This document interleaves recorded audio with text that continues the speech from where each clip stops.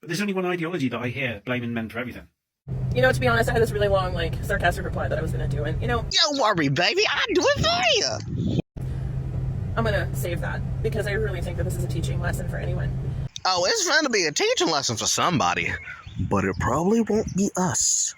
Women aren't passing the laws for bodily autonomy. Women aren't passing the laws for transgender rights. And women aren't passing the laws for other people to die. Women as a monolith? No. Women as a part of the electorate? Yes. Women are passing the votes on these laws. There are women in positions of power, especially when it comes to that of the democratic process, who are responsible for these things. There are also men who are responsible for them. There's also the men that support the women who are responsible for them and are their mouthpieces, or as you like to call them, allies. There are many people who are responsible for it, but I wouldn't put the labor on all women in general, because putting it on all women in general is just like putting all the blame on all men in general.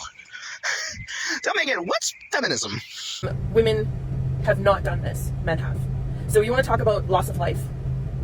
No, patriarchy has caused more loss of life than anything else in this world. So you can sit there and argue that feminism is the problem. It's really not. About sitting here and argue, but I'm definitely going to continue doing my exercise and argue.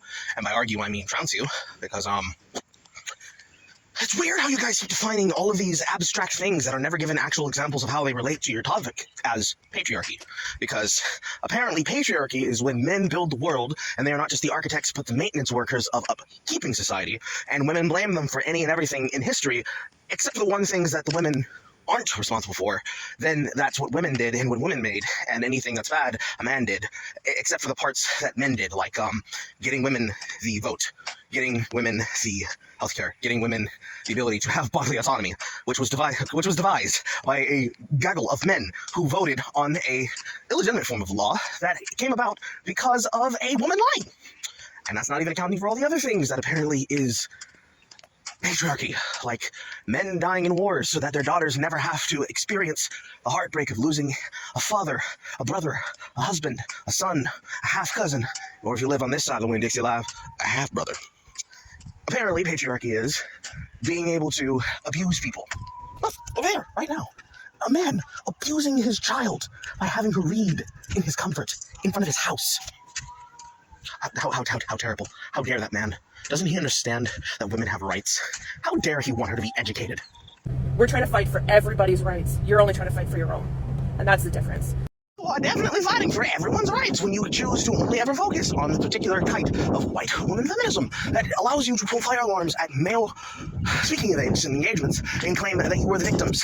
It is you fighting for everyone's rights when you try to label everyone from Polyellum to the Honey Badgers a female-led group with males in it, and shut them down in places like Calgary, shut them down in Canada, shut them down in the US, shut down any person and any individual and any group that could ever speak in favor of men and their issues, including the women who speak for men and their issues, to the point that the only group that is able to subsist is the most negative and the most counterproductive group known as Red Pill, which took the reality that you created and used it. literally using it. In the same breath that you say women should be emancipated and can do anything they want, they are free, emotional, sexual spirits that have the desire to do whatever they want, Red Pill, right behind you saying, absolutely, I'm gonna slut her out. I'm gonna slut me out with her. I don't care, bro. I can have as many as I want. You hear that rhetoric and you say, how dare men? This is why we need more feminism. And they say, oh yeah, come on, bring on the broken daughters. I need a woman on the roster. It is a perpetual cycle. You are hurting yourself. You're hurting everybody else while you do it. We would prefer you hurt yourself and yourself alone. But the rhetoric is broken. The rhetoric is broken. No sense. No common sense. None. How could there be? Because feminism doesn't make sense. Feminism, when we decide how things go for women, and if it doesn't equal up for us, we seek supremacy. Because that's definitely fighting for everybody. When you say you fight for the equal rights of everyone, you really just mean you spar for the greater rights of women. And if anybody ever complains, male, female, transgender, or otherwise, you claim and call them a sexist and a woman hater. Even when they are female, then they are a traitor to the race, have internalized misogyny. Or worse, if they're transgender, you would dare call them an invader of your space. Then suddenly, you sound like all the people that Matt Walsh interviewed. Where suddenly, actually, we can have spaces that are segregated by gender, so that we know who the real women are. It's wild. It's wild how we always end up here with this rhetoric. So when you're ready to hear the argument, we'll definitely get on that board. But for now, have a nice day.